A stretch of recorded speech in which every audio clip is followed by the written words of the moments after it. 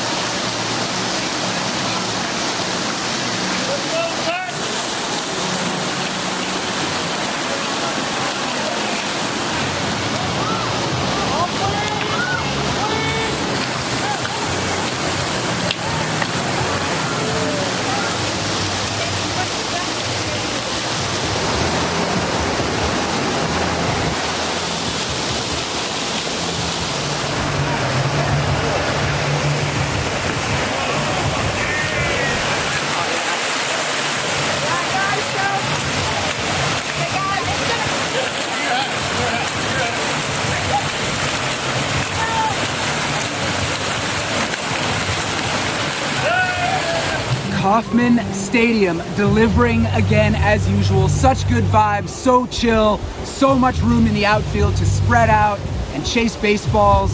Players are being friendly. That was Michael Wacha that I was talking to out near center field. And the numbers have been piling up early. 2 toss-ups, 2 home run balls, and a cup trick. And of the 5 baseballs that I've gotten, I've given away 4, and the one that I'm keeping for now, I gotta show you because it is a pearl. Get a nice look at this thing in the sunlight. This is a pristine baseball, and you never know who might make an appearance and sign autographs later, so it doesn't hurt to have this. And so for right now, actually Royals BP ended a little sooner than I was hoping. Only 2 groups for them. Normally if everybody hits, there are 3 groups. And so across the field there, you can see the Orioles starting to get loose. So the Orioles hat will go on in just a moment, and I'm already thinking double digits. Can I get 5 more? TBD. They're already bringing it in. So yeah, the Orioles were about to finish sooner than I expected. And by the way, I've had to add this voiceover because Lenny Kravitz's version of American Woman was blasting and the YouTube bots got me. And by the way, it's a useless version of the song. Go listen to the original by the Guess Who. But anyway, I was pretty excited. All right, well, I'm glad I hustled over because that was thrown by Jackson Holliday. So, that's cool. I think I might need to keep this one for myself. I always like to give baseballs away, but I do keep the special ones. Jackson Holliday, baby. So, all right, a little infield practice for the Orioles now.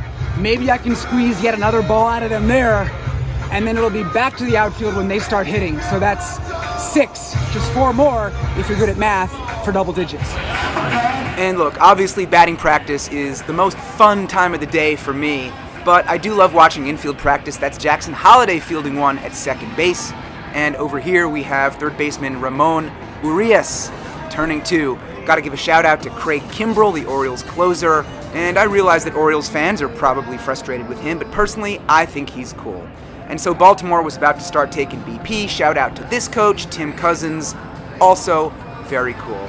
How many times do I have to tell you guys how friendly the Orioles are? Here's even more proof. Ben, watch your back.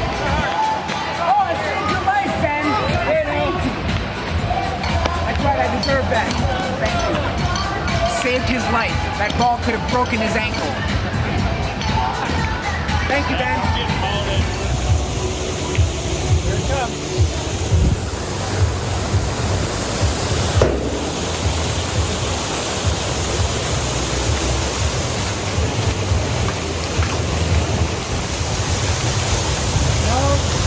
No ball.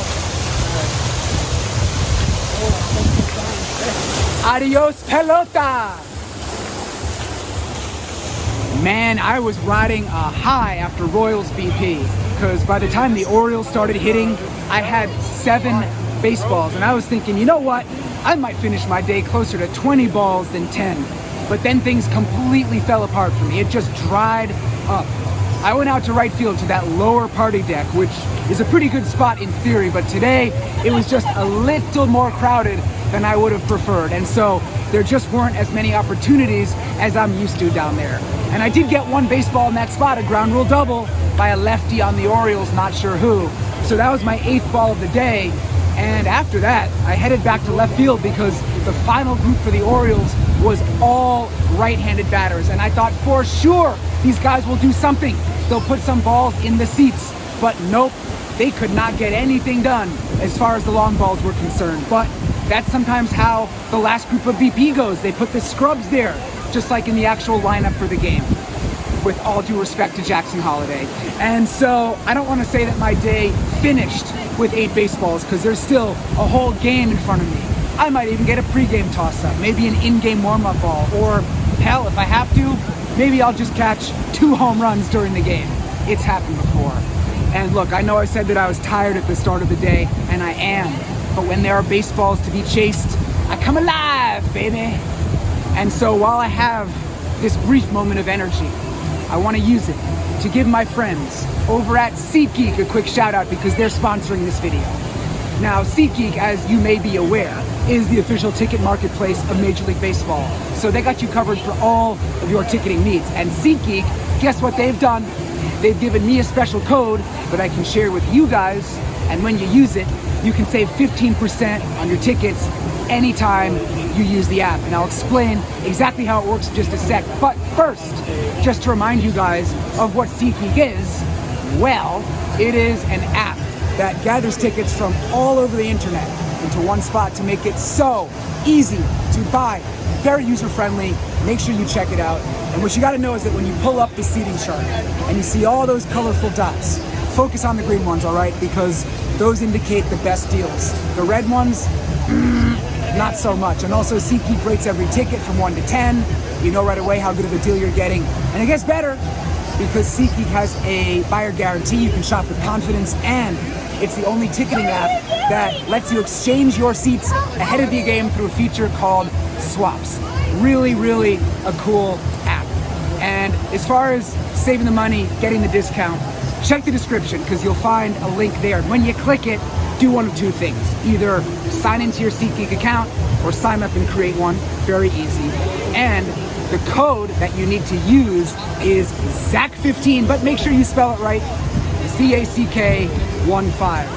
And you'll save 15% on your tickets no matter how many times you've used the app, with a maximum each time of $25 of savings. So again, Zack15, check that description. And even if you're not seeing the Royals or seeing Major League Baseball, there are more than 70,000 events every day on SeatGeek. So anytime you're gonna buy a ticket, do yourself a favor, do me a favor because it helps the channel if you use SeatGeek, and check out SeatGeek first. And I don't know if you noticed this earlier, but this wristband, which an usher put on a little bit tight, entitles me to go to the free food tent in center field. So I'm still feeling a little, not quite 100%. I mentioned in Tampa, I felt it in my stomach. So I don't know if I'm really gonna pig out, but I definitely gotta go take advantage. Thank you so much. Yeah, you got it. All right. Now we eat. All right, yeah, you got it. Now we eat. Thank you. And now we eat.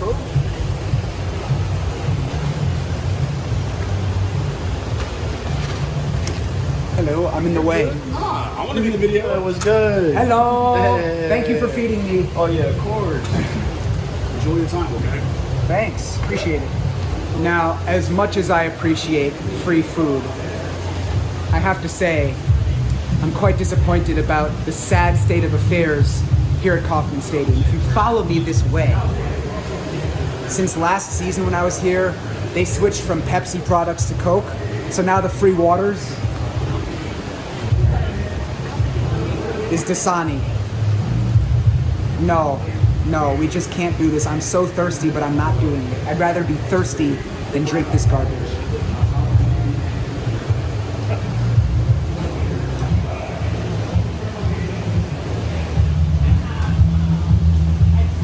Good.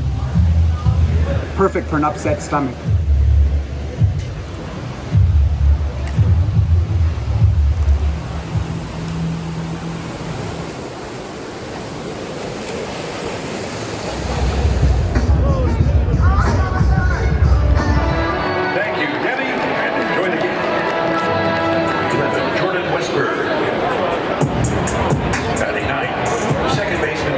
Jackson Holliday.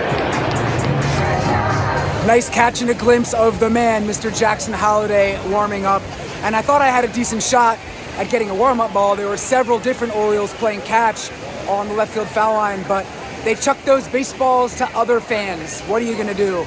And so you can hear the noise of the water fountains. I'll show you what it looks like out here in right field. Orioles have a lot of lefties tonight. 7 of their 9 hitters are left-handed, so I'll probably be out here a bunch for them. Might head over to left field here and there, and I think for now I'm actually gonna head down here, so onto this much quieter lower portion of the party deck. So you can see what it looks like down here. There's still some space, but not as much space. Yeah, this game is just underway.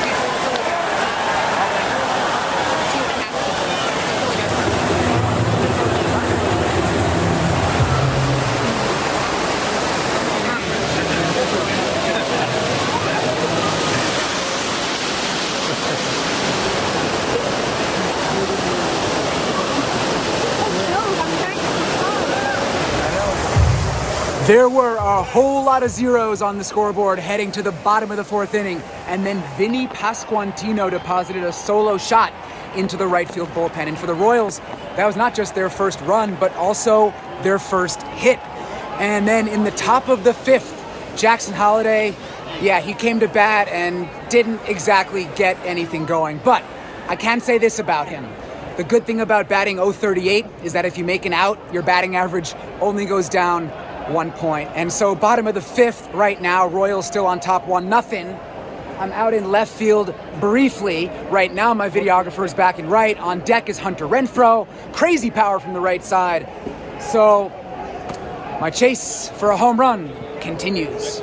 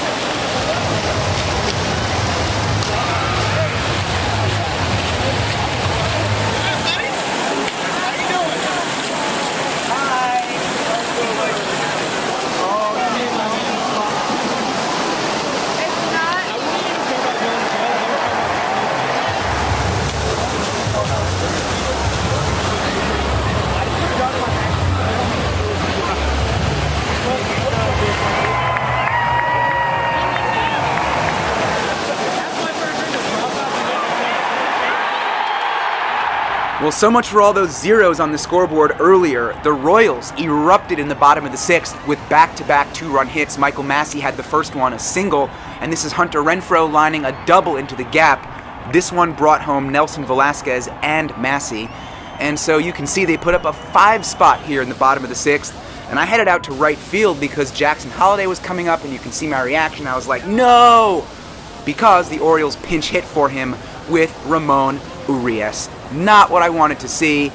And then he popped up into foul territory, which is arguably about as well as Jackson would have done. But man, that was just a real bummer right there to not have that opportunity to see him. But anyway, I saw this. Adley Rutschman launching a grand slam, and we're going to freeze frame it right there. That's me in the back row. The ball was right at me, but fell short into the front row. That fan bobbled it over the 387 sign. And man, this made it a close game. It was now 6-4 Royals. I love Adley. I think he's great, but personally I was just so bummed to have not caught that ball. Meanwhile, there is the fan. Shout out to the QAnon shaman, I guess, for snagging it. Didn't know he was a ball hawk, but that guy's a ball hawk in the KC hat. My buddy Tang. Always nice to see him. Wish it happened more often. And if you thought the Adley thing was bad luck, look at this home run ball coming right at me. Oh my God! Except, yeah, I was nowhere to be found because I was over in left field taking a moment to write out some notes on my phone for this voiceover that you're now listening to. So that really sucked, but this sucked even worse. Ouch! Austin Hayes getting drilled in the back of the helmet. Thankfully it was an off-speed pitch, and you can see that he was okay. He jogged to first, he flung his elbow guard, and there really wasn't much action after that. This is Ryan O'Hearn grounding one to Massey at second base, who throws it over to Pasquantino, and that was the final out. And so in this game between two quality ball clubs, the Royals won it.